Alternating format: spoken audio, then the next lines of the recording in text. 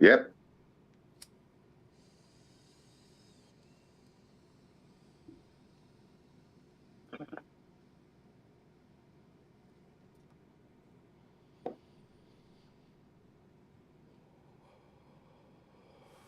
Like a dragon. All right.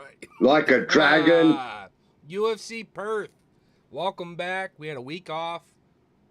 Diego did his thing. We cashed the fuck out. Hate to say it, but I told us so. We're back. UFC Perth. Back in my man's backyard here. Lethal. Thank you so much for joining us. This is another segment of Lethal Toad MMA. And yeah, we got Ulberg taking on Dominic Reyes. Go ahead and kick it off. Let me know how you've been this Mate. last week, and before we give our official breakdown on this card, how you feeling about it? Mate, I look excited being back in Perth. Aussie, oi, all fucking day on this one. Now, look, there's going to be a few fucking fighters. I had to look them up, right? There's some new Aussie debutants coming up, but I will say this, and everyone's going to give me shit. Australia, 28 million people, 28 million, one of the largest continents in the world. We have the greatest fighters in the world per population. I'm going to hold you to that. Per population, we have the best stable of fighters between New Zealand and Australia per population in the world. Dude, you guys take the whole cake. I mean, you got Tafa. I mean, legitimately, you take the whole fucking cake. We got Whitaker, we got JDM, we got Izzy, we got Ulberg now fucking going up the ranks. We got Crudy. Fucking the name and list will just go on and on. But this isn't about Australia. You're forgetting the best. And he's a true Australian. The Volk. Fuck yes. We got the Volk. Oh, by the way, look. Favorite fighters of all time. I saw that. The Volk. I saw that. The That's Volk. what made me. That's what I was looking at your shirt, just waiting for it, man. Volk versus UFC Islam. I personally think he took the first fight. God damn it. Anyways. Yeah. I was so fucking mad. I thought for sure Volk was champ. Anyways, to confuse everyone out there. With that being said, this fucking card's full of Aussie fighters. I wonder whether my statement is true by the time we finish our picks. I wonder by the time we finish our picks, we're going to pick every Aussie, or we're going to sit back and go, fuck that. For example, yes, you mentioned one of the boys in there, but we'll get to him later. Yeah. We're gonna get through this card, guys. Future, just FYI, we're gonna be rotating a couple people that have reached out to us, expressed interest. I don't know the logistics of that, whether it's just main event, co-main event. Kind of gonna leave that up to their availability and their time, because Lethal and I.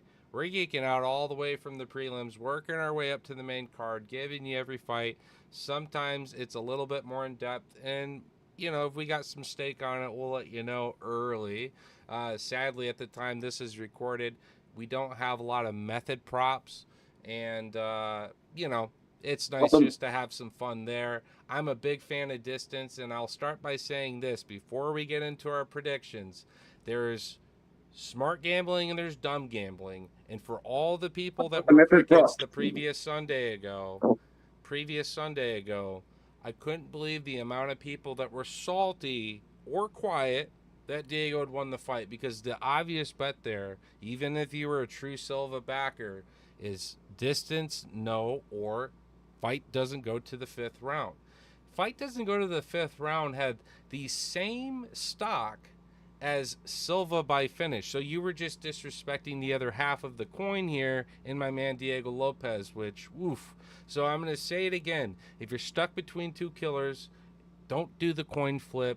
Hammer the distance as long as you have a good prop. I like the negative 180. It was all over all kinds of shit.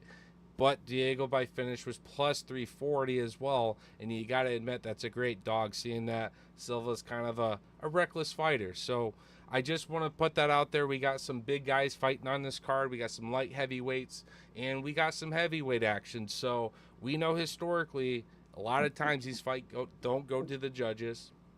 And that's funny as fuck because we got Navajo, Sterling, and Ulberg, which I'm going to tell you a Oh, great, quick little breakdown about these shitty kickboxing fucking point fighters. But, anyways, sometimes when you're looking at distance, just respect it. So I'm going to quit. I'm going to get off the soapbox and I'm done rambling about it.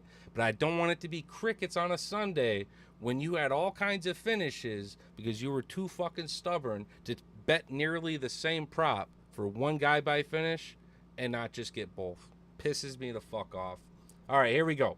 You got anything else for me, Lethal, before I get into mate, this fucking breakdown? we cashed in last week, Diego Lopez. Thank you for reminding me because we had a week. I forgot about that big win that we had. Holy So, fuck, we yeah, cashed that was a everywhere on great that fucking card. day. Hey? The card was money all the way around. I mean, Yeah. I lost a couple legs with Roofy. That's whatever, you know. But we also had the distance there because what did I say? I said it was either BSD on the ground by a submission or Roofy Yeah. on the feet with a spectacular highlight KO. Well, I didn't lose. I just got the pick wrong. We still made money. Yeah. But yeah, I did have Yeah. Roofy on KO on like 2 small sprinkle parlays that was okay. We did pretty good.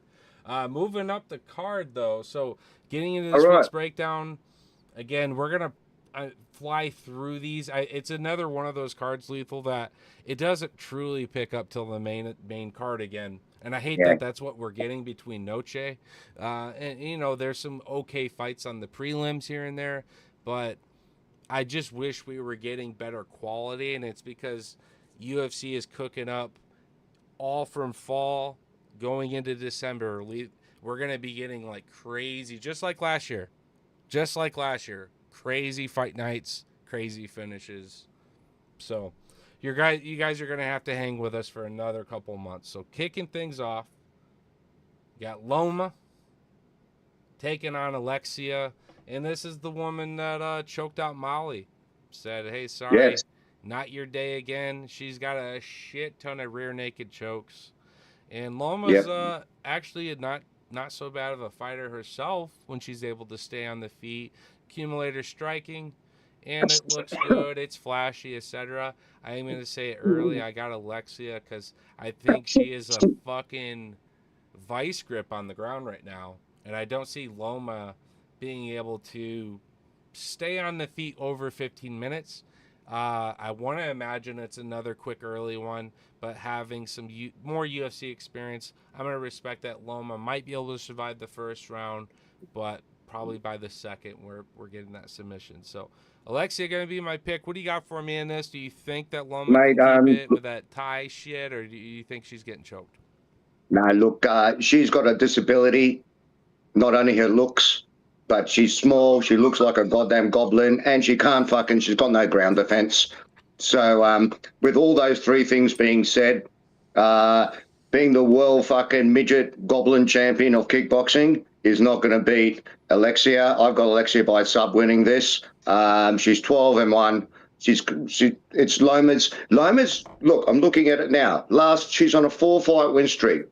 She won by decision to Estela Nunes. She won by decision to Bruno Brazil. She won by sub, which fucking blew me away, to Alicia Reed. And she won by decision to Denise Gomez. It's Right? almost like her inability to get the knockout finish lines so perfectly with Navajo Sterling being on this card, and as of recent, Carl Zulberg. You know, these point fighters, they like to be pretty with it. They get the points, but we want knockouts, and she ain't giving us that shit. You know what I No, mean?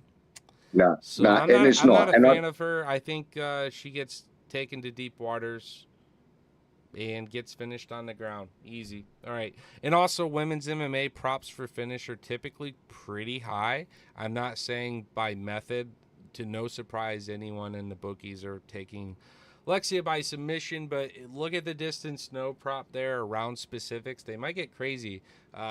Rose Diamond Nunes, quick example. She's typically like a plus 1,200 submission or a plus 1,500 by knockout prop. And that's crazy because Rose can sometimes do that. And out of 12 or 15 fights, she absolutely would do that. So just take an extra look with your bookie and make sure they're not fucking up that number just because it's women's MMA. You could have picked any fighter, any female fighter in the world, right? Anyone you could have picked, my friend. You had to say my favorite one of all the time, right? You had to pick my favorite fighter in the whole world, didn't you? That's some bait. Hey? No, I pick her because So like she's one of those fighters that yes, she still gets decisions and she's not always getting a finish. But when the prop is 15-1 or 12-1, you go, yeah, fuck it, whatever. I'm sprinkling on it because it does truly still have a good chance of hitting. All right, so moving up the card, unless you got anything else for me, I think we're both taking Alexia and we're ready to move on. Yeah, Alexia by sub, done. Cool. Moving up the card, Brando taking on Elijah. I got Brando in this. He's fucking huge heavyweight. I think he throws hammers. I think he's gonna be a problem. And yeah, I don't know. I think it's just gonna be a size and power advantage. Mate, look, this guy's an Aussie boy, so not Aussie or not, I had to check this guy out. He's one of the fucking dudes that I was like, who the fuck's this Aussie, right? There's a lot of fucking MMA going on in this country at the moment, and people are popping up everywhere. So, mate, wow. He lost by submission in one fight. I'm pretty sure was that Elijah lost by submission in one fight. But I'm going Brando on this fight, only because I just looked at his fucking TKO. Yeah, and then he's got that one-hitter quitter. It's another first-round finish, and that's where I'm saying, again, to be extra safe, what does round 3, fight not to start round 3 look like versus distance snow? You probably get better payout there, right? Or fight to end by a knockout. If you're playing it extra safe, smart, good leg. Or to but finish, if you want to put some chalk on this guy to hit a knockout, I think he gets it done. So, look, personally, because both fighters are sort of insignificant to me, I haven't got too many stakes on this fight. But as picking it for the picks, like you said, we're going to go and fly through this because there's only some fights. I am going to pick the Aussie, not because he's Aussie, because I think he's just bigger. He's going to be more powerful. And honestly, there is a nice pedigree of fucking training camps coming out of this country. You know, they're not just popping up because we're all great fighters. They're popping up because there's great camps, there's good coaches now in this country. MMA's probably about the number 3 sport or number 4 sport. You've got soccer, AFL, rugby, cricket, and then you've got MMA. Probably about the 5th sport in this country. But with that being said, I'm taking Brando on this one, mate. Yeah. By TKO. You'll see the size and power advantage in this if it does somehow get close range and there's a clinch. But I honestly could see this being a flash knockout just as quickly as it starts, first 30 seconds or so. It's going to look like,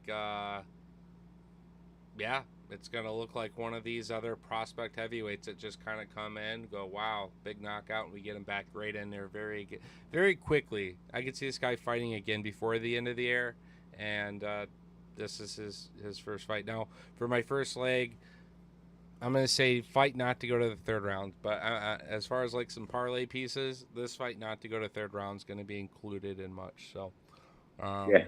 All right, moving up the card. Another victim. I say victim this time around. Obviously, Alexia choked out Molly, but Luana, she caught that spinning elbow by Meatball that made Molly look really good back in 22. So she's on this card, and she gets to do the honorable thing of being the vet UFC fighter versus a debuting prospect, right? So it's okay to have an O, but it's one of those things where you at, you know, where have you been, who have you fought? So honestly, I don't know. You know, Luana's going to be the dog here on this fight, but she does have that edge in the sense of, well, she has the experience factor, and you only look good until you don't, right? The issue with Michelle is she's coming from PFL and Bellator. Well, that's not the fucking UFC. and how many of these amazing patchy mixes and people that just shit on the world outside of the UFC come into the UFC. Now they don't look so much like a 5-1 favorite or a 3-1 favorite. So I could see Luana being a good dog that barks in this fight, sincerely, Yeah. just based on what I just said there. But I'm also not amazed with Luana overall. I mean, she's definitely got some physicality to her that keeps her in some, you know, typical women's MMA clinch situations alive and reversing that shit, working her way up to her feet if she gets taken down. But yeah, I am actually going to take Michelle on this. I'm just not so much betting on this one. I'm staying away from this one because she's got to pass this first test for me to be like, yeah. Yeah. In women's MMA especially, I'm all set. All right. I'm sort of with you. When I first saw it, I went, wow, who the fuck is Michelle Montague? Right? Wow, she's Australian and she's born in New Zealand. She's a bit of a Robert Whittaker. Lives in Australia but born in New Zealand, you know? Same. But either or, I looked at her record. She got 6 subs in a row, last 6 wins are all. But the funny thing, they're all by rear naked choke. Rear naked choke, rear naked choke, rear naked choke, rear naked choke. I just found that interesting. So I did find that interesting. It wasn't 6 different subs. It wasn't TKOs and points. It was just 6 rear naked chokes. Round 1, round 2, round 2, round 3, round 1. So I'm picking Michelle by sub. I think the Aussie's going to come in. I think she's going to dominate with the jiu-jitsu that obviously by stats they don't have that prop shown. posted for me yet, but I'm just going to tell you, it's probably like Alexia's. It's going to be a negative, maybe not a negative 100, but maybe at most a plus 1 or 200 because it's all they do in their fights. Therefore, the bookies look at that and they disrespect all other methods via knockout, via decision. I don't know. It would have to be like a plus 4 or 500 for me to even want to consider it. Just being that this is still a UFC debuting fight for her. So I'll look at distance no again. Another possibility. We're looking at plus money for another potential finish. Just to say distance no and keep it extra safe on both sides of the fight. I just can't see you guys getting a lot of value for Michelle from a prop standpoint. No. It's not posted. Again, I apologize not being able to give you numbers. I just can't imagine it being any good. She's $1.45. So in Australia, she's just paying $1.45 just to win. Just to win. I haven't got the sub props. Luana's paying $2.78 just to win. So nearly 3-1 for Luana. Just to win for Luana. That's not a bad dog. Like I think you're right on that one. At 3-1 Luana to win, just to win. No points, no anything. I think 3-1's not bad odds just for a boring female fight.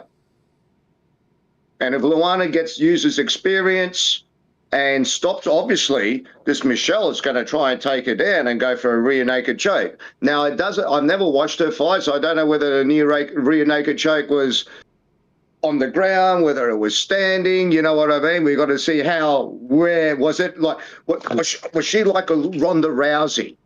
You know what I mean? Was she like a Ronda Rousey that always did the one armbar? From what I saw briefly, she's just good about keeping these opponents down and just the advancement of control. Like, you know, some people work their ways up and will decide to transition to a crucifix because they were able to work up, cycle around, put their fucking knees and just pin the position and literally hold someone down, crucifix, from bell to whistle almost, and never give it up and never somehow finish the fight, you know, like fucking Hamzat Chimaev. But anyway, no, from what I saw, she's very powerful on the ground, but I'm not impressed with who she's doing it against. That's like my biggest thing there. And women's MMA is a weird fucking sport. So I'm just gonna say, you know, Luana has a chance to bark here. We're gonna find out quickly. But if this fight goes to a second, third round, I think Luana, every time she's able to get to her feet again, she's going to be able to hit Michelle in probably ways that she's probably never been hit. She gives it just fine. Again, grappling. But I know plenty of wrestlers, plenty of grapplers. They can't take that punch. They can't take that kick. So we'll see if Luana chops hard early and gets really aggressive, because time is of the essence. She's probably getting taken down, probably getting subbed. So again, I am taking Michelle, but I caution this. I don't give a fuck what the odds say and who she's done it against outside of the UFC. You got a big hurdle here in Luana, and not everyone passes it. So, all right. Agreed. Moving up the card. Finally, a fight I'm actually more interested in. So we got Colby Thickness in, Joasim Musasa. This guy, big letdown his last time out. But again, got off those jitters. Said, you know, I'm not going to live up to the hype, the sensation. Unlike Thickness, it was actually kind of unfair for him, right? I think this guy would have had more sensation backing him had he not debuted against fucking Ilya's brother. Yeah, right? So he kind of had a lot of people against him already, and damn did he show up and made it an actual fight. Made it an actual competitive bout, and he was live for all 15 minutes of it, never quitting. So I will say this right out the gates: anyone backing Colby this week or betting Colby, you got a guy who will actually fight for your fucking dollar. So you're also in my man's backyard in combination of things. Again, he's leveled up. It's not like he just went out there and shit the bed. He got that, not only the jitters out, but he got to grow and really level up off that last fight. And I think he wants to prove that he's really, you know, good enough to be here. So I think Musasa gets another upset here. So as long as Colby doesn't try to keep this contest on the feet alone. I liked all those scrambles I saw from Kobe. I don't want him out here fucking trying to box with Musasa, or guess what? Colby's getting knocked the fuck out. Okay. Interesting. So I'm going fucking fully against you. This is our first one. I'm going to say this, and everyone must understand this. I'm taking Volksboy. Now, if people don't understand what that means, Volk's been with this training, he's been Volk's training partner since he was 16 years old. Volk's his mentor. Volk was there for the Topuria fight. That was Topuria Volk and Volk's brother, and that was actually Volk's boy. He wasn't Volk's brother, but I just said I'm taking Colby. I said I only worry if he decides to box with Musasa, because he's probably getting knocked the fuck out. But I thought you said Colby was getting the fuck knocked out. So just like I said, how BSD could beat Rufy. If BSD beats Rufy, it's because he took him down and got a submission. Yeah. I'm able to read how this fight's likely playing out one of two ways, and that's just forecasting. So we're not surprised when it happens, or maybe we're making some money if it does. You decide that. I don't give a fuck. But I did say Colby's winning this fight, and that I was impressed with the scrambles and made it a 15-minute bout, and that he leveled up and he got that experience. I'm not a fan of Musasa in the fact that he came out, got himself in a terrible fucking position. Had he been able to just kind of keep it a little bit more cool, I don't think he would have gotten to the ground as easily and submitted his last go. I was not impressed. I like the scrambles again from Thickness. I like that he's in his backyard. So I'm taking Colby. I just said I think he should try to mix it. Get Musasa back to the ground. We already know this guy's weakness. If Colby comes in and wants to be tough and wants to box, and box only, he has a good chance to get knocked the fuck out. But yes, my pick's Colby. Colby all day. He's got the Volk knowledge. Volk's been pouring that knowledge into him since he was 16. He lost that fight against Topuria. It was a great fight. He's good on the ground. He's good on his feet. I think Colby takes it either or. I don't think there will be a finish here. I think it will be by decision, but I think the decision's going to go. Colby's paying $2.27 in Australia, so $2.25. Yep. $2.25 just to win. No props on the knockouts or the subs or the finishes. But at $2.27, I'm taking Colby. Yeah. All right. Well, interesting fight to wrap up the early prelims, man. This is like the fight of the fucking card, you know? This is the one that really made sure you got, use the bathroom, grab a Billy, grab a new beer, take care of everyone, let the dog out, because you don't want to be away from your TV when Jamie Malarkey's fighting. This guy, I got his one of one. I'm the biggest fan. Love that guy. Would you agree? Most exciting fighter on this whole card, Lethal. I tell you what, Jamie Malarkey, what an Australian. That guy is the guy that was at school, that was a small dude, and he was a tough cunt. He got picked on, and he is that dude. He doesn't give a fuck, and nothing scares him at all. I'm going to give you a quick slang lesson too. I'm going to give you a quick slang lesson in Australia. So in Australia, malarkey means malarkey means. So if I sit back to you and go, "Hey, Toad, you're talking a lot of malarkey, mate." Malarkey means you're talking a lot of shit. So I just want to say that. So Jamie Malarkey, it's funny, right? So wait, because in this country, his name translates to shit. It literally goes, malarkey means, oh, you're just talking malarkey, mate. You're just talking malarkey. So it's actually that's so fucking ironically not shit, but bullshit, or I guess it's just you're just a liar. You're just talking malarkey, mate. You're just a fucking. So I just want to let you know that some poetic irony in that malarkey can translate to shit.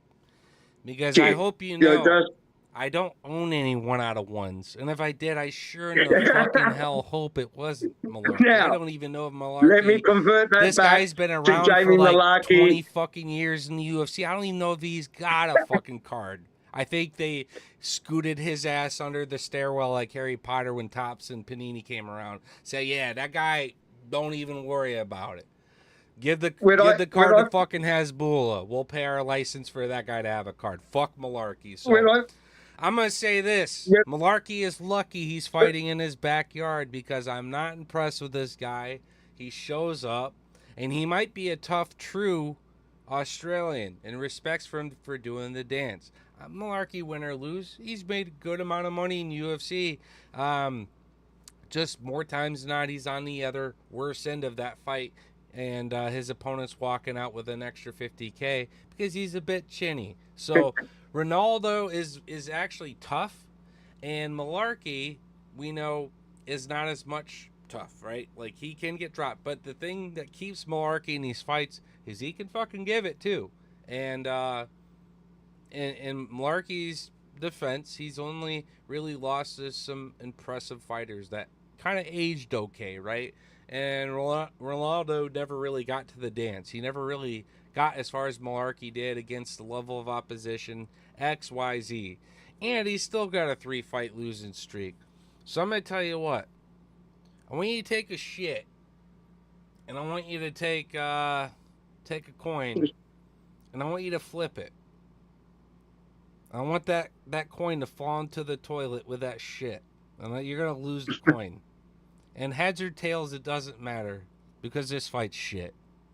And this isn't the main exciting fight, but because, again, Malarkey's chin is not so great, and Rolando doesn't have a fucking fight IQ to save his life, you probably get a finish. And we're rewarded with that, right? So I'm gonna take shitty Malarkey. All right, I'm gonna take shitty Malarkey, and go from there. Jackson. I'm taking Malarkey too, but man, am I not okay with it? No. And you know what? Sorry, mate. Hold me to a weigh-in, because Malarkey, if he looks extra fucking Skeletor, then I'm actually switching over to Rolando, because I'm just not impressed with how Jamie's ability to take a fucking punch, dude. He gets hurt way too easily. Look, I believe he should have been cut a while back, Malarkey. So I wasn't even interested in this fight. But if I'm making a pick, I'm not putting any money on parlaying this fight and anything. I don't care about this fight. This fight distance, no. And I will respect all 15 minutes. I'm staying away from round props. But I'll take a distance, no leg on this fight. Yeah. Sure. Nice. Because, yeah, you're right. And either or, 3-fight win streak. I've only seen Malarkey have one impressive fight. That was the one where he was nearly getting choked out, you know, for the whole round. He was sitting on the back. I can't remember who that was against. Got to pull him up. But he ended up winning that. He showed resilience. He showed fucking intestinal fortitude. He showed all kinds of fucking heart of a fighter. But, yeah, bar that, I'm all good. I'm ready to bail out Malarkey. I'm ready to bail out that whole fight. Hey, let's stop talking Malarkey, mate. In the same goddamn let's stop talking Malarkey. How's this? You could say this to me. Every time I go on, you go, hey, stop talking Malarkey, mate. Just keep on let's just move on. Wow. Too much Malarkey going on here. Well, we get any more Malarkey, we're in what we call molasses, because this shit's moving slow as fuck, and we got more fights to get into, my brother. Much love. Thank you guys for tuning in. Yeah, do stuff. Like the video, subscribe to the video, share the video, and comment. Thank you so much. And then get on a new email address, do it again. All right, much love. All right, I actually like this guy, Jonathan. This guy comes out, he's pretty fucking tough. He gets hurt, yes, but his ability to recover is actually what's kind of made me a fan watching his last few goes out. So he is a bit of a car crash, but he typically survives it. He's got good length. He's got good reach. And yeah, Elliott was looking so good until he wasn't, right? That last fight was absolutely fucking awful. And so, yeah, he's looking to redeem it, get back into the win column. But I'm actually going to go with Jonathan here, man. I think he's about it, bro. I like this guy. Mate, look, he's another new bloke on the block. He's fighting Oban. Experience now. This is more about, like, Oban's not the new bloke when you're fighting the actual new bloke. Oban's the old bloke, even though he's the new bloke, if that makes sense. Yeah. So, and it's a hard one. The odds here are 2-1 for Jonathan and $1.83 for Ulberg. So, you know, they're pretty much fucking even Stevens throwing up. Jonathan's wins, you know, decision by Kevin Chisot, sub, lost by TKO, decision. So he's pretty much boring, or he's subbing, right? Now his record's 8-1. I can see.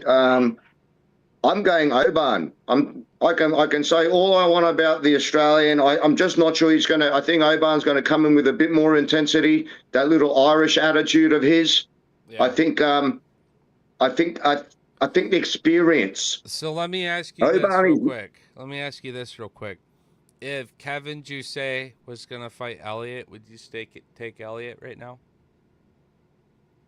Yes. Yeah. Because, like, for me... I'm a little bit of an Elliott fan. I am a little bit, you know, of an Elliott fan.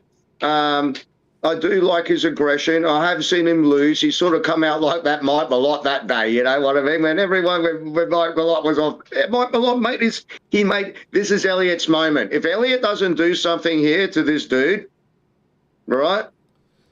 Yeah, I think Jonathan's tough, and the fact that Elliott, like you said, he's not typically going out and getting a ton of these finishes. I just think Jonathan's dangerous over 15 minutes, but he has shown that he can be hurt himself. He can be caught out of place, and that Jonathan can be finished. But over 15 minutes, I could see Elliott looking good and actually being up on a scorecard and still losing the fight because he gets finished. Yeah. Well, look at Elliott. Decision. He TKO'd Basil Haseev, and then he lost against Ko, right? But he's pretty much a decision fighter, and he jagged a TKO. Yeah. And then, so this fight is going to go to decision. If Elliott wins, I can't see a finish unless old mate Jonathan subs him. Yeah, no, I Jackson. like that. Sometimes they do specialties like Elliot by points or Jonathan by sub or something like that. That'd be fucking Yeah. phenomenal. I would take something like that. But just to Jackson. point it out there, Tapology has 63% going with Elliot as well. So we're going to be barking with Jonathan for sure. I like him as a dog pick. And I just want to keep seeing this guy fight. I think he's good. Yeah, so definitely interesting, but still not the fight I'm looking for. So I'm happy to move back on, but I am taking Oban Elliott on that fight. Yep. All right, so we got next fight, middleweight bout between Andre Petrosky and Cam Rouston. I'm going to take Petrosky here. Again, UFC vet. I'm really liking this guy. Aw, look at you, pup. Watch Saxton. out, eh? What are you doing? Saxon. Where's Ducky? Hey, where is Ducky? Where's Ducky? No, he'll take my shoe, though. Watch this. Want the shoe? Yeah, you take the shoe. You take the shoe while I take the toad. All right. Yeah, I like Petrosky. Guy gets after. He's pretty powerful. If you get into these close quarter exchanges, I mean, he's throwing absolute fucking heaters. Wrestling's there, not like the craziest thing in the world, but yeah, I like this guy. He gets after it. He hunts for it, and that's the other thing too. Lost to Edmund Shabazian. The most impressive thing is that Edmund could not get him out of that fight. Edmund was so due for a knockout in that fight. He just could not do it. Andre is pretty tough. Yeah, I think he's another one of those guys that will fight for your buck. What do you got? Looks like also Tapology's weighing Petrosky as well.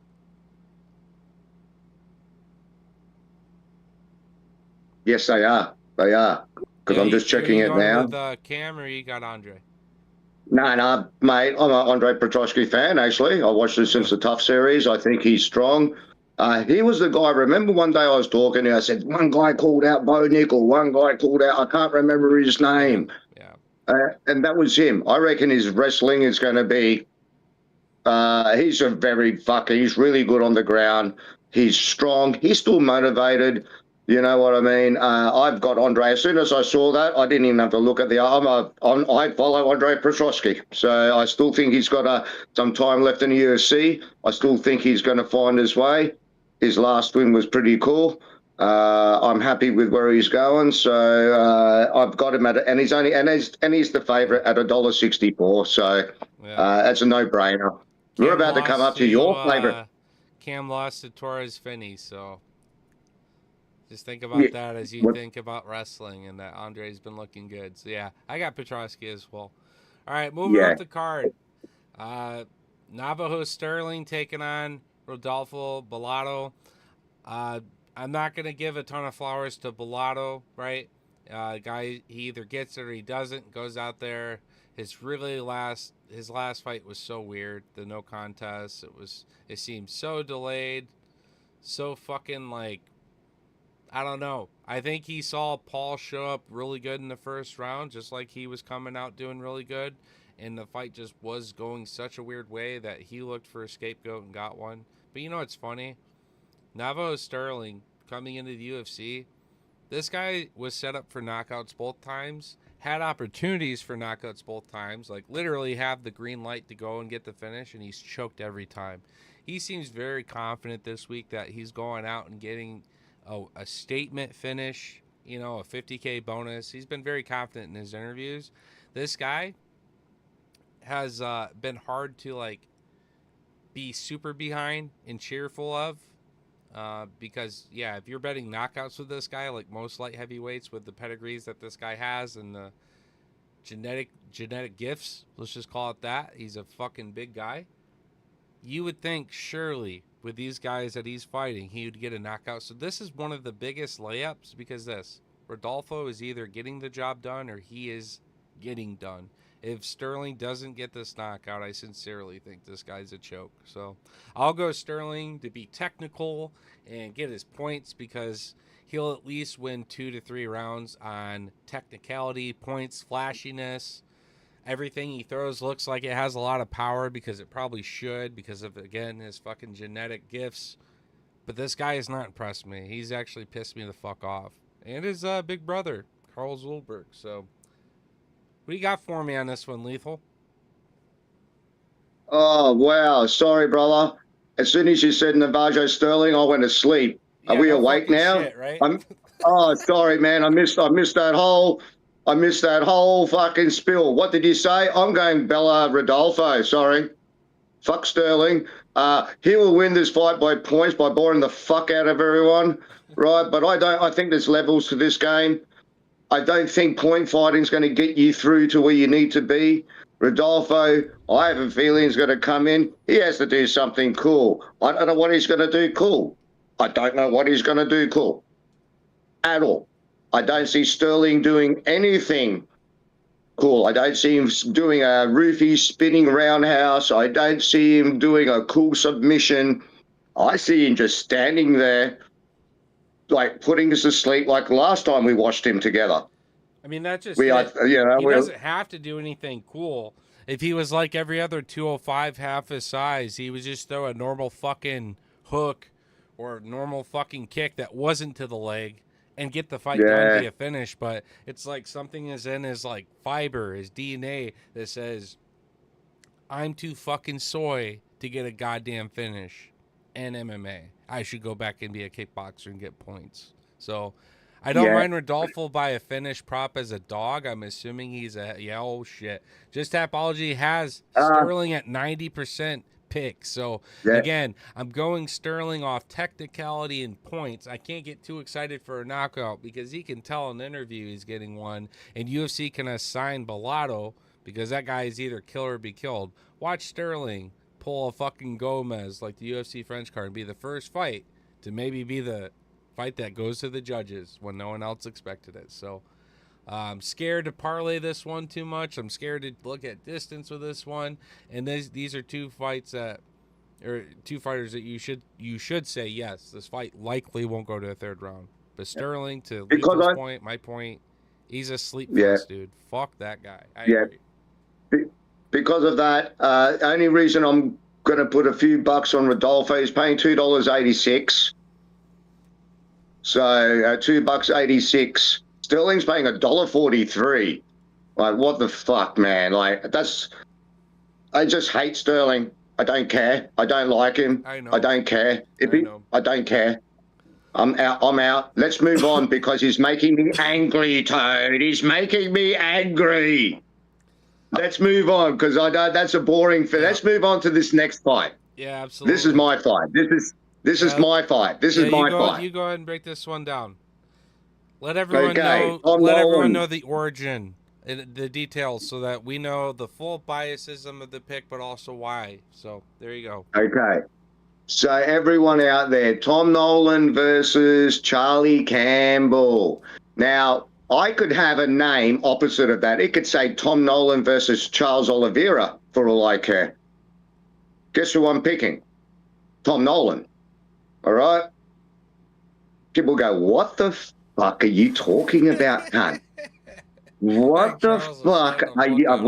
What's in the fucking bong that you are smoking, dude? Like, are there hallucinations? Like, what the fuck are you smoking? So this is why. So I met this guy as my plumber 6 years ago when he was 19 years old. He came and did my backyard plumbing in this fucking house. And what a good plumber he was. Anyway, I was sitting back and I just started my UFC collection. I just got a couple gloves and shit. And I said, oh, you want to come in for a beer?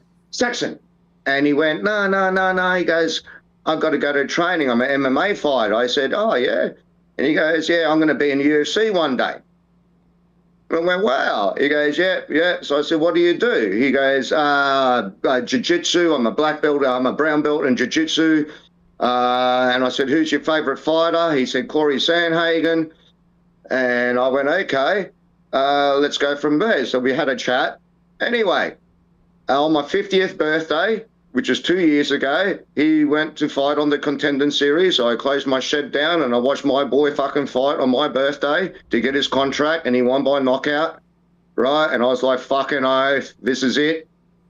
And then on my 50th birthday, he gave me his first gloves, his first, not the UFC gloves, but his first professional XFC gloves in his first professional fight, all signed fucking for my 50th. So, with that being said, this guy, I've already posted it.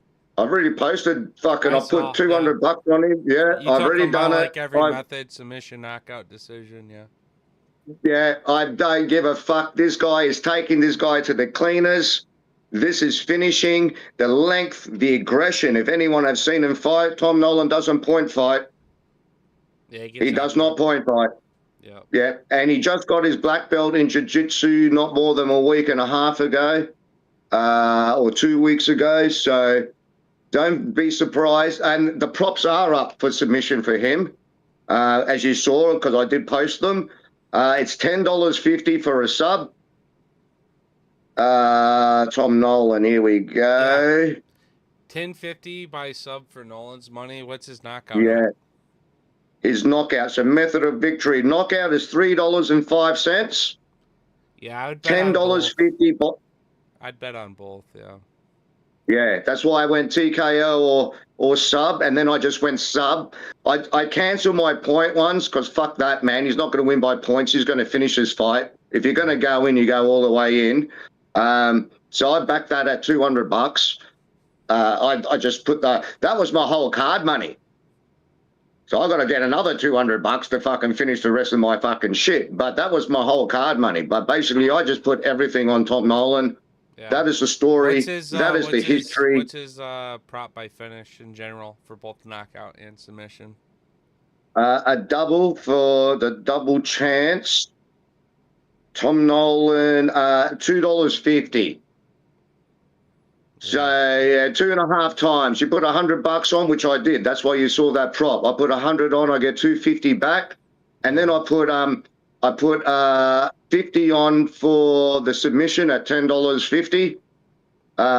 Because if you look at old mate that he's fighting, Charlie Campbell, he will have a few problems with Tom Nolan's reach, length. He'll have a few problems everywhere. Tom Nolan has one problem, and everyone watches his fights. I even told him this once. I said, can you just keep your hand just a little bit higher, brother? Just a little bit higher. I've seen a few fights where he's just like, he nearly got finished in one fight. You know what I mean? Or that was that loss that he had. Yeah, so. But that dude can bang on the feet. That guy's fucking resilient as shit. So. You know, but you know, you got Charlie Campbell, who's on a 5-fight win streak. You know, Walter West, other organisations. But here we go. Alex Reyes, UFC. Trevor Peake, beat Trevor Peake by decision. Yeah, the Peake against decision's good because Peake's like pretty fucking reckless out the gates, and if you survive this storm and can accumulate your own output, you do good. So I like that he survived that. It shows that, you know, he can survive a gunfight. So, but with Nolan, it's going to look that much more impressive, especially if he gets the fight to the ground. And yeah, you met him when he was a brown belt. Now he's a black belt, dude. So I think he's sweet. Mate, and obviously that took 52, met him when he was 19, he's 26. That took 5 years, brother, to get the fucking one extra thing, you know what I mean? So don't be surprised. Every time Tom Nolan fights everyone, look for that submission. That's his first art, all right? It's not boxing or kickboxing. He went from fucking jiu-jitsu to that. He was actually rugby. He used to do a bit of rugby, but then he didn't like rugby. Was bullied at school, obviously, took up martial arts, and now he's not bullied anymore, brother. Yeah, good shit. Well, good luck, man. I hope you bang out and cash out, because obviously that's your hammer of the whole card. Man, another one of my favorite fighters, right? We talked about Malarkey, hold dear to my heart, but without Justin Toff on the card, where would we be, Lethal? He's such an impressive fighter. I love his discipline to be a heavyweight athlete. What do you fucking say, Lethal? I made the point yesterday, and I mean this. I hope he sees this. Someone clip this. Put me in a fucking fight with Justin Taffa, a boxing bout, because I don't think he could go more than 2 or 3 rounds, and I know I got 12 in me. So go ahead, tell Taffa, come hit his one-hitter quitter. We're about the same height, same weight. Have him come hit his one-hitter quitter on me. Because if he doesn't do it, he's going to lose the fight due to his own fucking, his own cardio issues, his own fitness. Like, this guy is not a 15-minute fighter. If you start grappling on him, he doesn't counter back and hook wizards and peel away and punch and elbow. You know what he does? He looks at the ref. He holds his hands up, gesturing like, come on, you gonna let him grapple on me? Taffa is not comfortable in a fight. So it's either he somehow hits slow, blobby shits that don't really do all that much damage and gets that knockout, that finish, or he literally complains himself to the ground and gets choked out, knocked out himself. So I fuck Taffa. Fuck this guy.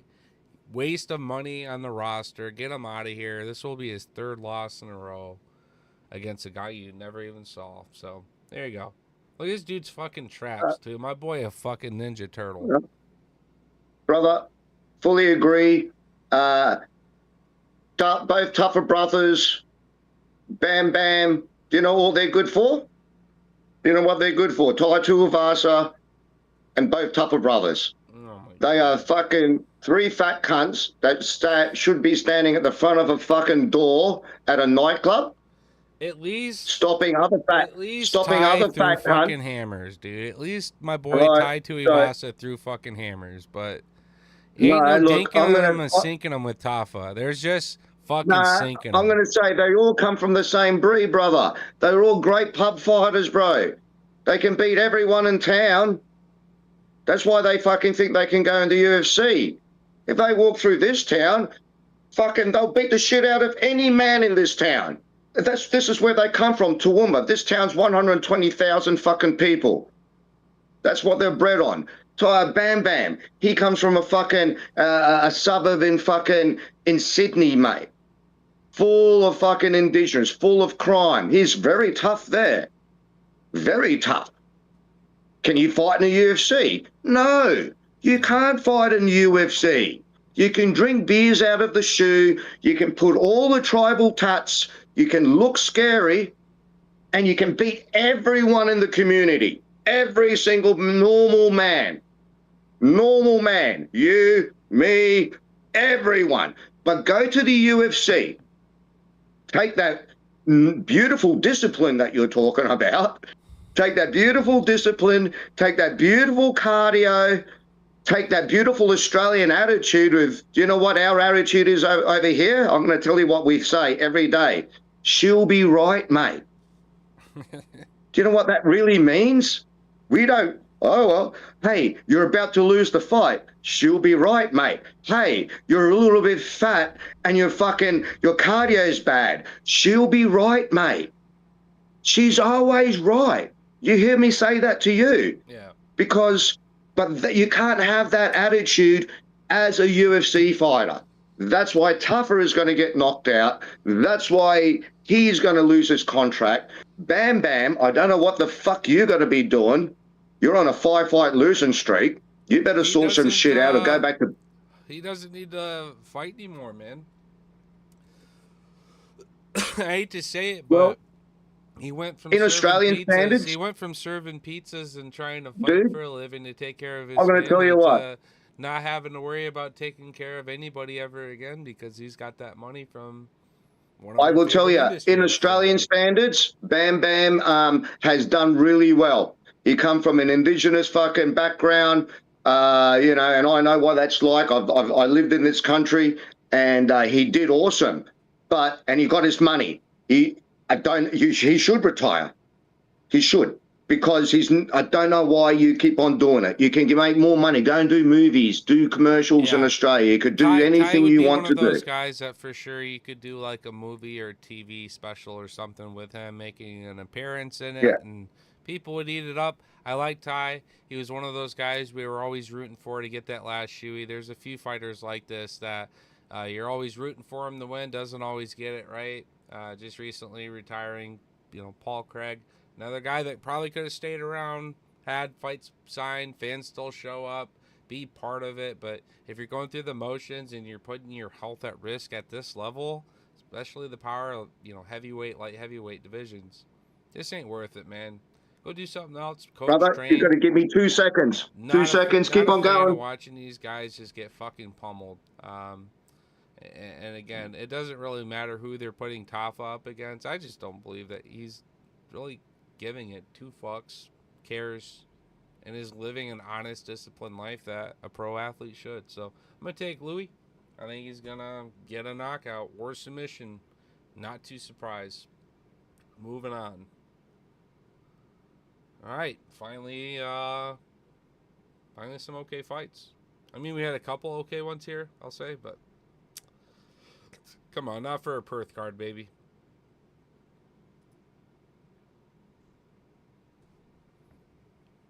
Waiting for Lethal here real quick. Appreciate you guys tapping in. As always, if you guys don't know, I post UFC cards relevant to every week's fight card. Last week's Noche card, or the previous week's Noche card, was so bad.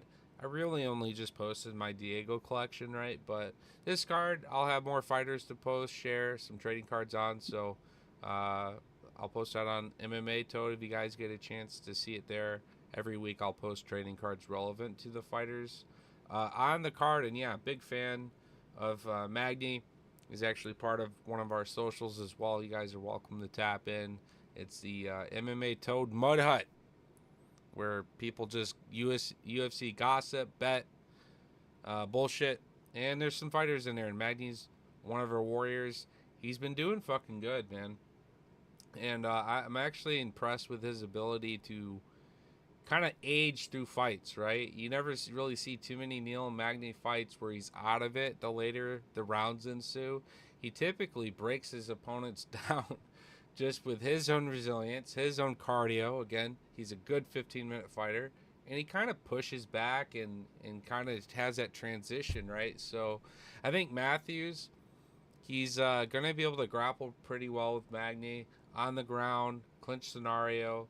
But man, you just gotta have to admit it at this point. Magny, very good. He's a decision fighter. He gets a lot of his points out there, but as of late, he's showing that he's got some knockout power, and he's hitting really scary knees, dude. Like Magny, it's not as easy for him here with the Celtic Kid because Matthews has a good long physique, good range, but man, when you put your head down and you're trying to weave on Magny, he's gonna pick his shot selection with these knees, and they get home. And he's sharper with his elbows. I like Magny's ability to get it done however the fuck he wants.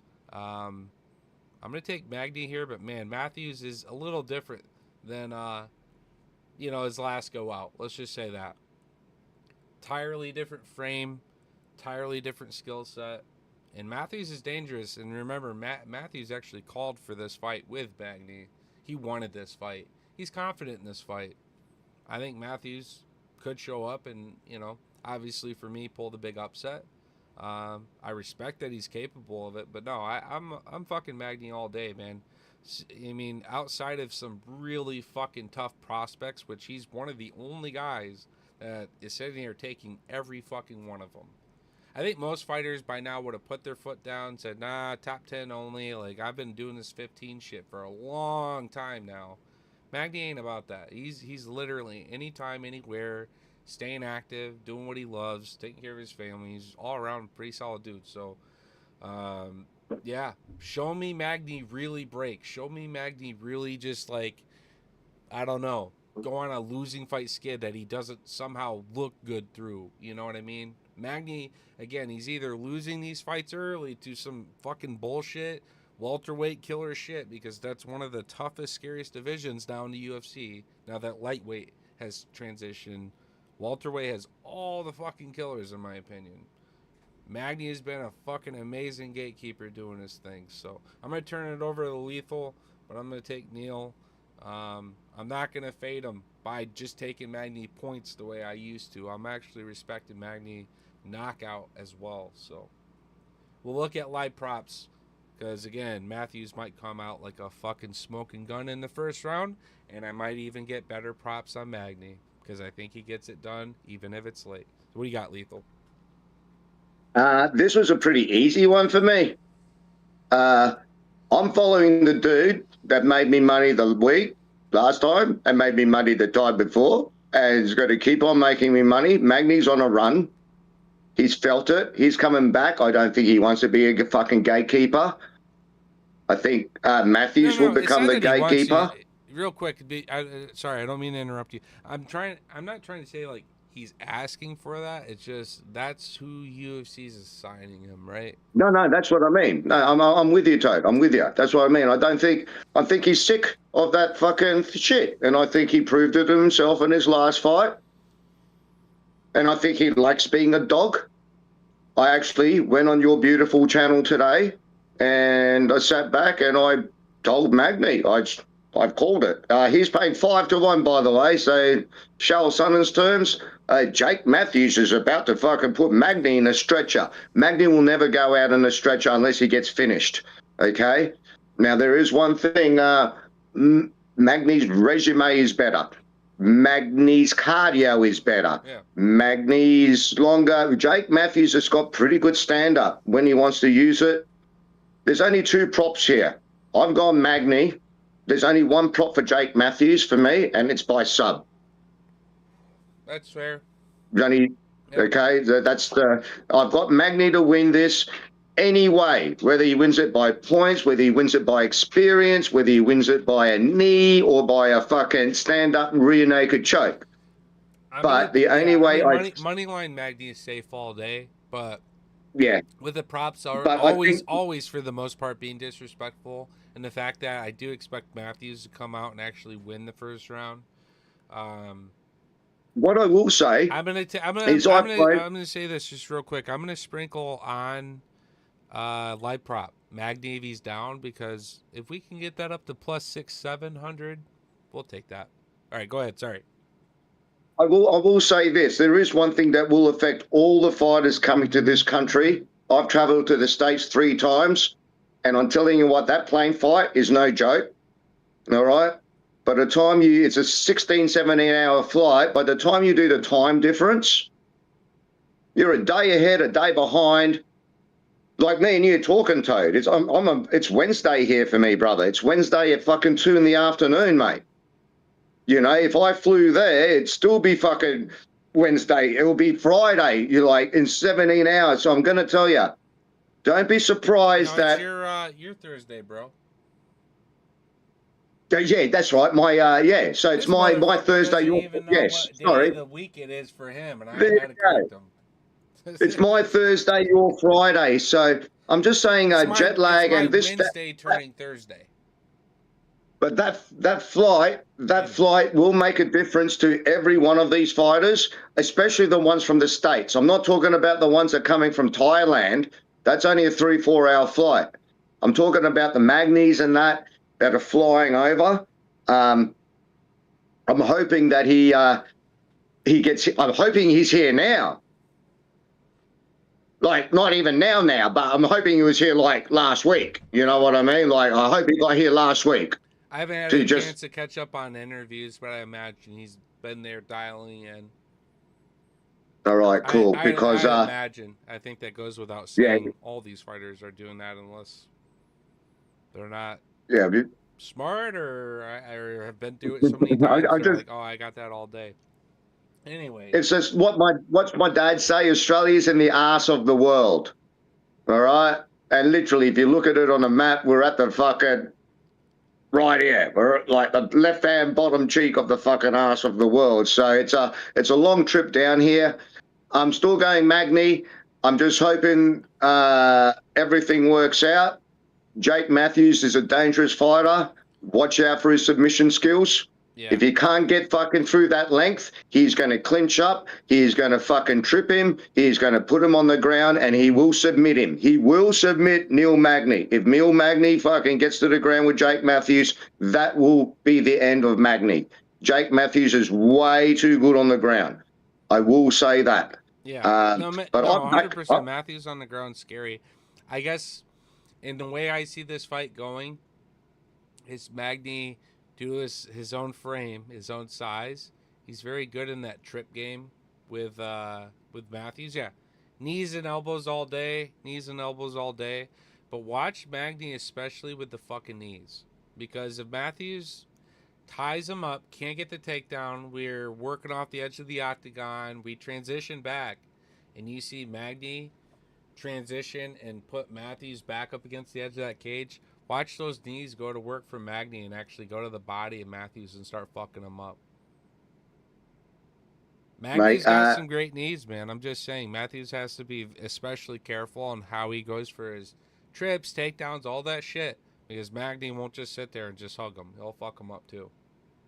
Yeah, so I've got Magny in a few big, beautiful parlays. Like, I've got 3 big long shots, and Magny's obviously, no disrespect to our boy, he's always a fucking big long shot. Yeah, he always is. So, yeah, you know, that's right. So it's no disrespect. Really it's like as a favorite, right? That's just not. Yeah. Betting, you know what? But to our point, I love it. He's on a roll. He's doing good. No, mate, he's on a roll. I'm going to take this, man. You know, some people age late. He's like a late wine, man. Doesn't mean, oh, well, you've been in there for so. What I will say is Jake Matthews has been in there for fucking ever as well. Yeah.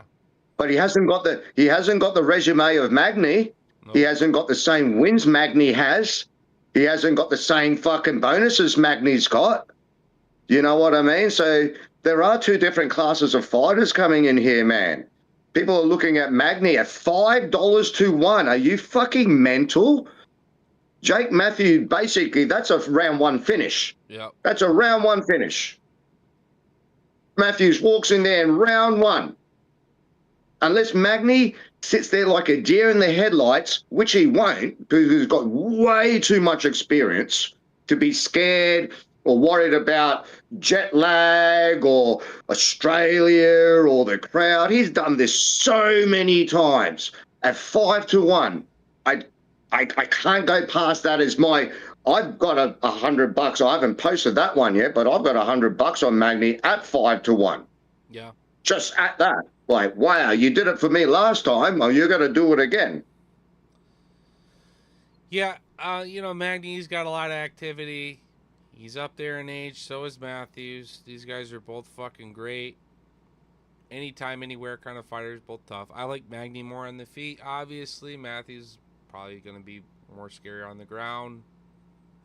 I got Magny. He's a big dog. He's a big upset. But I got a lot of dogs. I'll have to go through and count them up. But weigh-ins do play a factor for me as all final picks. But even weigh-ins or not, Magny's our boy. And I like always live as a dog in all of his fights. I'm going to take him as a dog this week especially. I have a feeling again, man. I think it's elbows and knees, something dangerous that gives him another possible knockout, 2nd, 3rd round, as Matthews maybe starts to fade. So, all right, moving up the card. Again, main card as we work through. Jack Jenkins taking on Roman Taveras.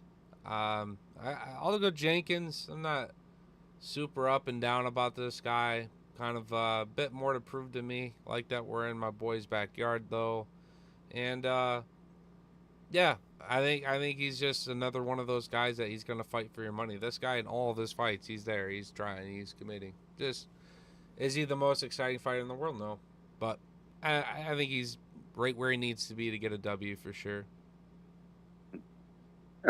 This is a quick one for me too, Toad.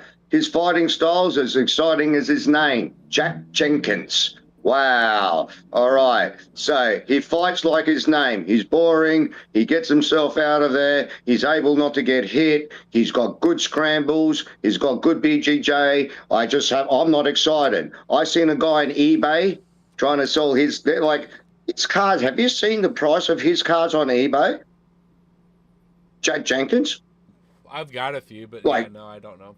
$700 for like a 25, and like, wow, yeah, 3,000 for the one of one. Like, wow. Are you kidding me? Who the fuck is Jack Jenkins to get $3,000 for me to buy one card of yours, mate? Why would I buy a one-on-one of you? So till you prove yourself, I still backing you, by the way.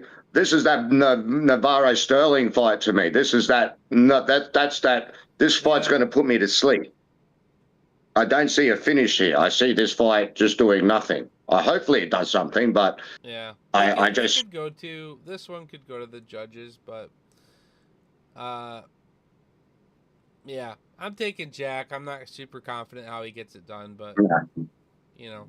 Hey, look, it's not an exciting co-main event, right? I would have put Tom Nolan at the co-main event, but that's me being biased. Yeah. But he's a more exciting fighter than Jack I would have put Neil Jenkins. Magny and Jake Matthews at co-main. Oh, And I don't yes, think yes, anyone would have yes. said anything. Jake Matthews, Neil Magny. Boom. Two names at those are least. two guys that probably deserve a little bit more bump in the paycheck and maybe be part of the poster or whatever that graphic looks like. Yeah, typically I it's agree. Co-main, so yeah.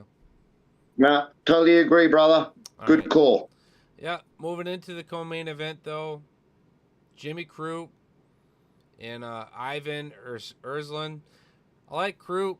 I know that he's had a very up and down career.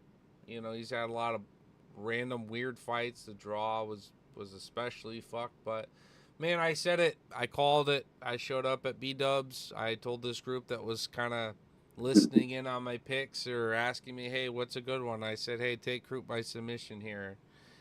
Made me look extra good that day. I like this guy's ability to get it done, especially on the ground, kind of like the Celtic Kid. He's another one of those guys that I feel better about Crute on the ground than anywhere else on the feet. I think he's live to get himself knocked out. I think he's live to get hurt.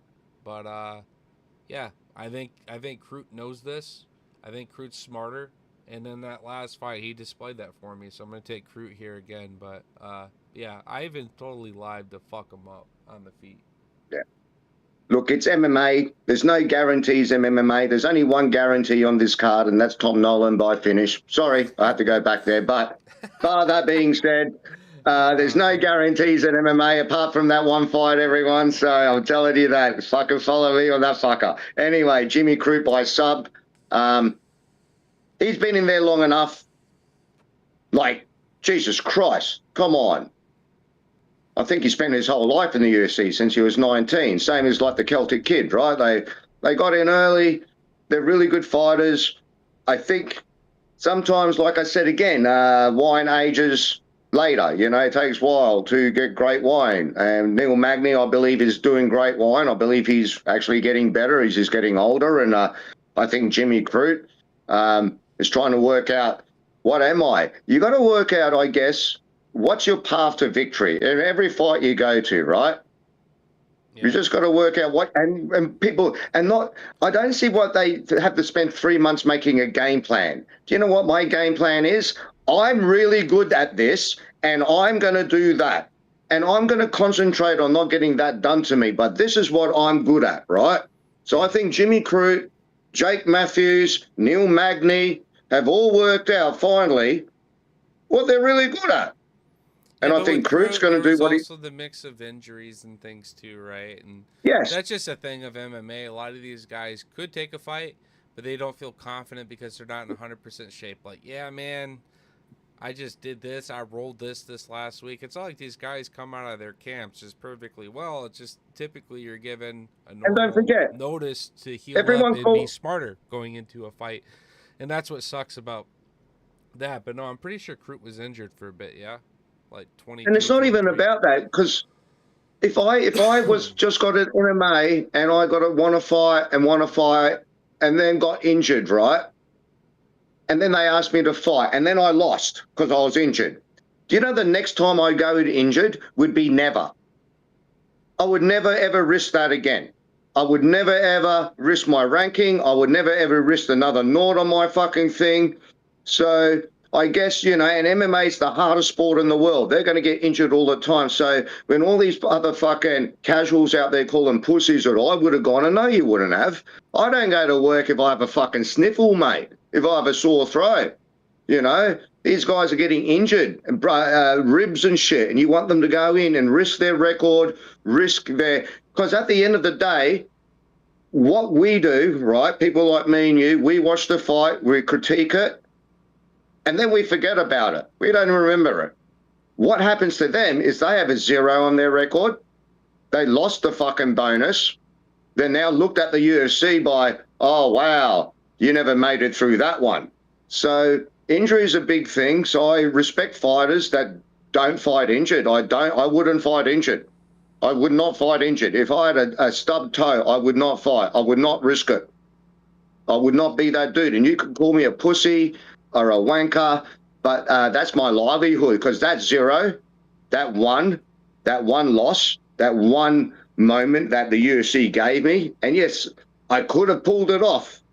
Conor McGregor bailed out of Chandler because of a stubbed toe.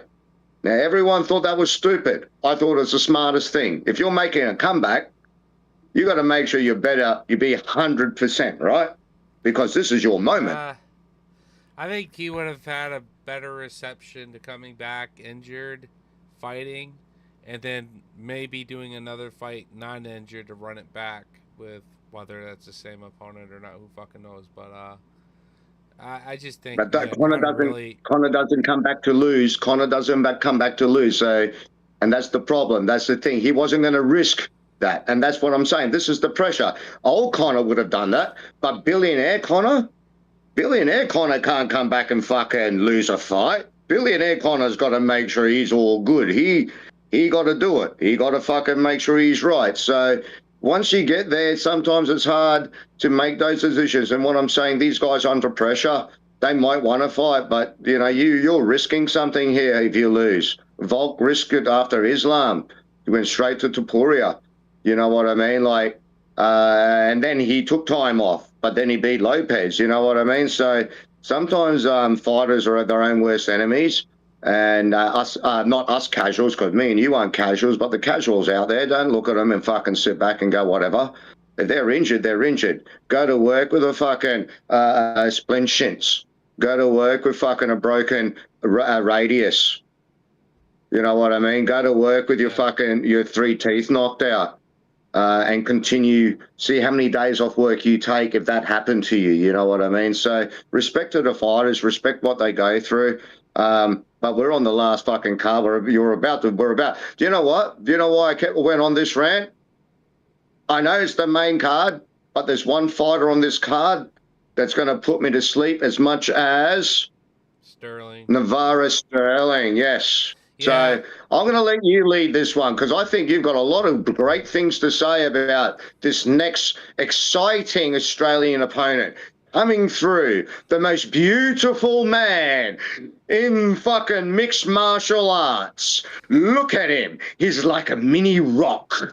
He's beautiful. He's handsome. He's solid. He is Hello Oh, fuck. There you go. I just gave him the best introduction. Now you should be able to lead off on that. You should be able to tell me some cool shit. With the same shit that, the true Lethal Totem MMA enjoyers have heard me rant. They've heard me bitch about Ulberg. They've heard me bitch about Sterling. And that's why we get to laugh and enjoy this card. Because it's like, here we fucking go. They're pretty soy. Despite the genetics, despite the technicality, the time spent honing these skills, these kicks, these punches, they are too fucking soy to follow up and get finishes at a level where it counts. You're never going to look nearly as good like this fucking Chad right here. Hands of Stone Poetan, who sincerely went out with a death sentence every time that got fans just asses in the seats. More than excited, even much to say, no one questioned why that was the main event once it got announced. It was a great recovery main event, right? Poetan is that guy. Ulberg will never be that guy. He's kind of like a young. He's He's like a younger Jan, in the sense that when Jan lost that Polish power, he still became a great technical fighter. It's okay that the Polish power faded and he wasn't getting the knockouts in that. Over time, MMA actually just fucking ballooned with tougher guys. Jan couldn't look as good against, right? But like, you know, Ulberg came out shining against dumb fucks that ran into him like a rhinoceros. Menefield running in like a fucking bozo made Ulberg look even more spectacular than what he really was.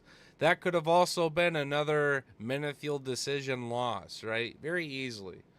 Because he wasn't going to get lucky on some shot with Ulberg, who's off his back foot, circling off well, good footwork, good cardio, good speed. He just wasn't putting himself into those risks.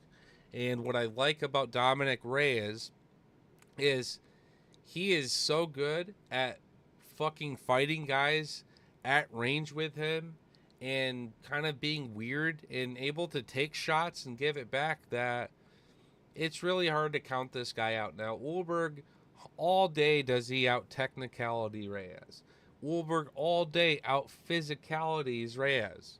So why would most people pick Reyes? Well, when you look at the nationality and where they're at, it even more favors Ulberg, man. He's in his second home. This is all of his mates, his city kickboxing. He's the fucking main event, right? He feels the sense of this, like, if I get this win, I know for sure I'm after Ankh and Poatan. That's what Ulberg tells himself. If I get this win. And Reyes is sitting here with like this whole life reflection of basically beating John Jones, the greatest light heavyweight of all time, right? And he's sitting there having this like life reflection and saying, yeah, I'm giving this one more go. He did get hurt by Jacoby. He does not fully come out and win his fights. Reyes has taken his ass beating to finally give it back and come back and win this fight. So the question here is, does the guy who I just mentioned, who's shitting the bed against higher level guys, who's somehow not fighting the finish, does he do that in the first 2 rounds? Or does Reyes come back like an old junkyard dog, 3+ and remind us all even further yet that he will give it to take it? Just, again, Ulberg isn't going to be the one to take the risk, so Reyes is going to have to be over aggressive, cross the void, take those risks, take something, get sniped, take something to give it. But if this fight also goes to the ground, I trust that Reyes looks better on the ground there too.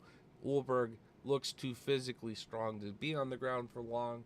Looks like he should be able to get back to his feet. But I'm just kind of putting that out there too.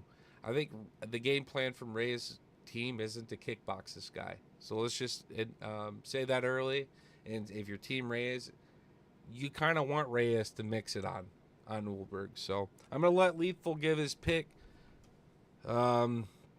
I'm rooting for Reyes, and I'll sprinkle on Reyes. If I want to be right on my pick, Ulberg, I understand, likely is that. But I want to back and really just say that, you know, as a fan of Reyes over the years, he needs this or he's done. So it's hard to root for Ulberg. It's hard to want Ulberg. I was excited originally about Carlos fighting Poatan when Poatan was champ because I thought that those two would make an interesting destroy him with their fucking story, their backgrounds. And it'd be a beautiful thing, right? It'd be like MVP versus Wonder Boy at light heavyweight. It'd be a beautiful fight. But I think the world of MMA owes it in their hearts to be happy for Reyes if he gets this, because he was robbed the title once against the greatest light heavyweight of all time. Give him at least a shot. And it doesn't matter if Ankh or Poatan wins. I'm going with either one of those as an official pick against Reyes. But man, would I be fucking happy for Dominic Reyes if he got it done. So, all right, what do you got for me, Lethal? All right. Oh yeah, in case I didn't say it enough, fuck Ulberg. All right, here we go. No, I was about to say that story about Ulberg was as good as Navarro, Sterling, Reyes all day. While you're choking real quick, I want to chime in. Part of my hatred for Sterling and Ulberg is I've had distance parlays up to like 7 and 8 legs miss because their fight wasn't by finish. 7, 8 leg parlays more than twice between Sterling and Ulberg. Ulberg for sure, 2 different occasions. They couldn't get a fucking finish though. Yeah. I'm not going for a finish. I'm just taking Reyes by win. He's $3 to 1, and by knockout, Reyes is $5.10. Wait, so he's 5 to 1 by 5 to 1 by knockout. What's his money line? What's his normal? $8.25 to win by points. But what's his just a normal pick if he wins regardless of submission, knockout, or decision? Normal pick $3.08, 3 to 1. I wouldn't do his knockout. I would do 3 to 1. Normal. That's what I said. At $3 to 1, I'm just picking him as he's on a few of my parlays, by the way, at 3 to 1. Because let me go back to Ulberg. Oh, wait there. Are you awake? Did I say Ulberg? Sorry, you had to have a cone when I said that, didn't you? You had to have a fucking Billy when I said Ulberg, because as soon as you say those words, as soon as you say these words, Ulberg, Tuffer, Sterling, Malarkey, Jenkins, yeah, wow, yeah, really, yeah, absolutely. Absolutely. See? Hey, anytime you want to go to sleep, all you have to do is call me and I'll go, Navarro Sterling, Carlos Ulberg. So fuck Ulberg, fuck Sterling. I like your voice as you said that. Right, fucking, you're going fucking go to sleep. Carlos Ulberg, Navarro Sterling. If you need to sleep, this is what you listen to. Hey, here we go. UFC Fight Card Perth.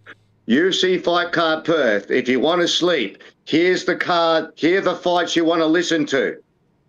Malarkey, Sterling, Ulberg, Malarkey, Sterling, Ulberg, Ulberg, Ulberg, Sterling, Sterling, Ulberg, Sterling, Sterling.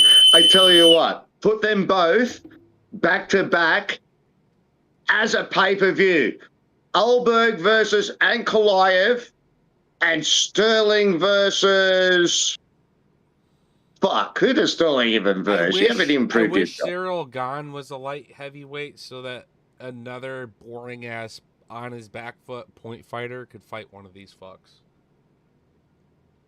God. That's what they So do. I'll have a thing, right? This is my problem. This is my problem, Toad. I'm going to finish with this. MMA, mixed martial arts. Now, I have a problem with wrestlers who just want to wrestle. I have a problem with kickboxers who just want to kickbox. And the wrestlers, what I'm saying is, let's talk about Tatiana Suarez last weekend. If you want to wrestle, go and win a world championship wrestling at the Olympics, okay? If that's what you want to do. Navarro Sterling, if you want to kickbox and only kickbox, go and win the K1 kickboxing tournament like Charmer fucking did, right? If you just want to grapple and that's all you want to do, go and win the fucking BJJ World Tournament. Don't come and try and fight for a UFC belt, because you're going to lose or you're going to bore the fuck out of everyone. No one wants to see a kickboxer who can't grapple. No one wants to see a wrestler who can't fucking throw a fucking right. And look at Ben Askren. Look at that. No. That was the most insulting thing that ever came It was a wrestler that came in. I don't even know how he won in Bellator. That's how bad Bellator was. How did he get all those title fights when he can't throw a straight right and a hook? You can't throw a 1-2, a 2-1, a 3-2-1, a 2-1-3. You can't do any of those combinations at all. So I'm going to leave it on this. Sterling, stick to your lane. Fucking don't waste our time. Ulberg, if you want to be a kickboxer, be a fucking kickboxer. Suarez, if you want to fucking wrestle on the fucking fence, okay? If you want to bore the fuck out of us, get the fuck out of the UFC, because it's called MMA, all right? And your techniques, whether they're winning or not, whether you're winning or not, this fight here, Ulberg versus, do you know who's the main card on this fight? Is Reyes. The only reason I'm watching this main is Reyes, because I want to see Reyes walk in. I want to see him make his justification from fucking John Jones. I want to see him come back. I want to see a hero story. I want to see a guy that went down the depths of hell after he won a fight, which he lost, but he should have. And then after that, his demons destroyed him. Bro, he didn't know how to come back from that. You remember the fucking... And now you're seeing this guy... Jacoby, in that moment he had in the octagon after, he's like, you guys don't know how fucking bad I needed that one. Dude, and now he's come back, and he's got that confidence back. Ulberg is walking around like the most beautiful man in the world. You're facing a dude at 3-1 that is not caring about how he looks or what he wants. He needs to feel this, and he will tear your head off doing it. I got Reyes by knockout by knockout. Because I have to show you more of my posts. Oh, I told $5. Imagine an $18 submission. Reyes by submission at 18-1. Well, that's what I was trying to say. I think it's smart for Team Reyes to say, hey, man, like, mix it. Make it a fight. Feint. Get him going on some different things here, because I like Reyes on the ground all day compared to Ulberg. Yeah. I like Ulberg all day on the feet. And it's not that Ulberg isn't getting home and hitting Reyes up. It's historically Reyes ate that shit, crossed the void still, and gave it back. And Ulberg's, he's got the power to make it so that Dominic doesn't do that or set up something and like stun and wobble Reyes. But dude, I think you're right. There's just like a lot of momentum in Reyes. There's just a lot of things that are pumping him. And I think Carlos Ulberg hasn't faced those demons. He hasn't felt that flame, that friction, that threat, that sacrifice and loss, right? I think he's overconfident, like you said. He's got this aura, this little halo effect that's assisted him so far. But at the end of the day, it's just him and Reyes getting locked into this cage. All the interviews, press, and bullshit go out the window. And I know Reyes will fight. Until he can't, he'll give everything he has, and it'll be dangerous. I still think Ulberg was going to be too big of a technical problem, but man, I'm rooting, much like I said earlier, for a couple of these other fights. Man, like Magny, I'm rooting just as much for Reyes. Dude, I really want this guy to get it what was rightfully his. I tell you what, and set him up brother, for Poatan and Ankh, one or the other. Can we hold a mud hut celebration for Magny if he wins? Can we 100%. Do something for Magny, man? Yeah, if he pulls it off, if he pulls off this fight at $5-1, which is stretching money, and he comes back all the way from Australia and he does 2 long shots in a row, and he's fucking, can we celebrate Neil Magny? Can you get him on, and can we give him something? Can we give I want to celebrate that win, because if he pulls, and not because of money. Yeah. And fuck the money. I want to still. What do you got for Magny cards and things? I've got a few Magny cards, man. I've got a 50 patch 24 knockout. I've got a signed auto. I've got a 25 patch Magny Pania Prism, signed, but they're already signed. they're sort of my magnies, like my high magnies. Then I got rookie magnies. I got old magnies. That's cool. Old I almost want to magnies. like collaborate with him, maybe do like a fight interview, and then I'll send a couple cards his way. What we could do is one as a Mate, giveaway, one for me. Like yeah. I got 2 cards of Magni that I would love signed, but I do also have his like original rookie as well. And yeah, no, But I'm going to tell you what. he's got some great cards, so it'd be cool to put our cards together in a way where we could do something to put one up for a giveaway, and Magni can follow this, do that, Or support actually, whatever he how wants about for this? his Everyone throws in a Magni card, and then we send it to you. You put it in a frame, and then we give it to him. Oh, I'd love that. Cards that we own. Yep. That we personally own, that we want to give to him. That's in our collection. So I've already got one. I've already got that. My best cards are 25 Prism, Pania Prism. I'm not 25, 21 Pania Prism Magni. So, but give it to him, and then you give him one, and whoever wants to join in. I got a bunch of his discos and some old autos of his. Yeah. This is a royalty. So everyone. I got a couple royalty 49s of his that I think, Yeah. Throw in one card, and then you set up the collage because he's your boy, and then you present it between for the MMA Toad community, brother. Yeah, and MMA we'll Toad and leave of it, and then I'll ask him for an address that we can send it to, for sure. Yeah, no, I love the suggestion, the idea. Reach out to, I don't know, does Dusty think have any Magni that he'd want to put forward, or know anybody else? We can make this a small and very quiet thing so that it can still be a surprise, maybe. Yeah, assuming he doesn't. Absolutely, but. Sometimes I think we talk about how we give respect to fighters and that, but sometimes we got to show respect back. Yeah. Yeah, no, I would definitely send him a couple because I'm pretty sure I have like a really good patch of his, or a good relic that would be cool to get signed too. But yeah, no, good shit. I hope everyone enjoyed their last week off. We do kick things back off this Saturday. Let's look at time. Make sure everything's good there. Do you got the event time, Lethal? I'm looking that up myself. Typically, these things have been going by like 3 p.m. EST. Let's see. Okay. Wow. 7 p.m. Eastern. So it's just going to be early in the day over there. So that was a 12-fight card, was it? It was meant to be 15, then they went to 13.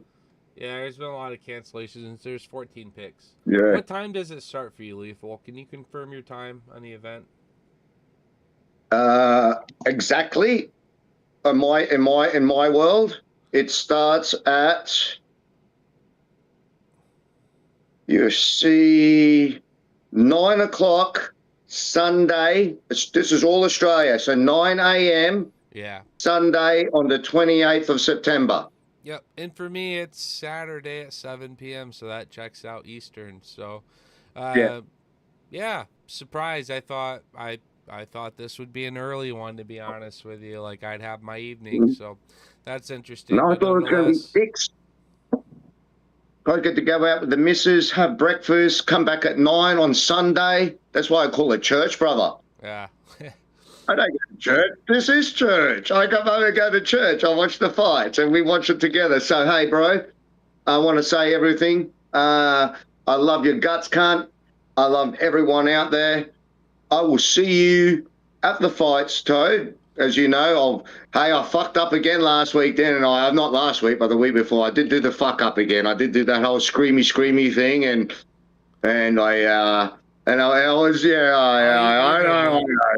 Yeah, it's all love. I do give you shit every time if you like scream that something happened that didn't, because we're reacting to a fight that's almost being stopped or something like that. It's funny. It happens. It is what it is. You're good, bro. But no, appreciate your time as well. As always, having a great blast. Anyone that wants to be part of this hit me up privately or message us, message Lethal. I'd love to. We're gonna start roundtabling this here pretty soon, and we have some Yeah. people in mind already, but want to help fan this out, get more opinions. If you're sharp, you're picking shit right. So Hey, welcome to the community. I think we're doing pretty good. Yeah. We've been pretty sharp also, so just So trying what I to said to just Toad is, enjoy this more than just watching, right? Make a little lucrative cash. to let everyone know, we're hiring people to come in and join us. Do you know why we're hiring? Because we want other minds on our show. And plus, sometimes I'm sick, and sometimes Toad might be sick. But guess what? The show must go on. The show must go on. Yeah. So yeah, that's true. Qualifications must be you got to know how to open Discord and record because Lethal doesn't. Yeah. So one of you has to record. But no, Lethal, you're good. You can always do something from your phone too. You don't have to use. Hey, look. I've built this whole studio. You haven't even seen what I've finished it, man. I can't show you because I don't know how to use anything that I bought. Oh, yeah. I've got computers, I've got cameras, I've got microphones. Now I just have to learn how to put it all together. Dude, I don't even have like a good camera. I have like the same old shitty webcam since I streamed back in however many years ago, but she'll be all right. I bought a DJ mixer. She'll be all right. I bought a DJ mixer so I could do fucking... Like, I thought I'd do that. But yes, guess what? I just don't know how to hook it up to the thing and then download the thing to do the other thing to make the thing work. I'll help you set it all up, but you got to do some DJ Scooter covers, Lethal. All right. Well, firstly, get your ass to Australia. You can do some fucking good DJ Scooter impressions, I reckon. I could do some cool shit for you, brother. Honestly. I'll make you laugh all day. Anyway, guys, I love you, Toad. Yeah. I love everyone out there. I hope you liked our picks. Please, if you want to go for a toilet break, the time is. There's many toilet breaks in this card, but definitely Sterling's a toilet break. And you know what? I'd hate to say it, but if it wasn't Reyes, I'm going to the toilet for Ulberg. But Reyes is going to win. But Sterling is your intermission break. Like a moment, like you can have there's many intermission breaks in this card team. Many. So because Sterling's fighting Rodolfo or whatever, he's Bellato. Sterling doesn't get to be boring. He doesn't get to sit back and be boring because that dude will come for him and fuck him up. I hope so. I hope Sterling gets his ass I'm kicked. just saying, that one's for sure not going to the judges, but it's funny because Sterling is a decision fighter up to this point. But no, he won't be able to go tit for tat and be a 15-minute fighter against this man. He'll get finished for sure. All if day. He doesn't get the finish, anyway, bro, he'll get finished. So. All right. Sounds good, y'all. I love you, mate. Peace. I'll see you on fight day. Yep, we'll see you. All right, peace.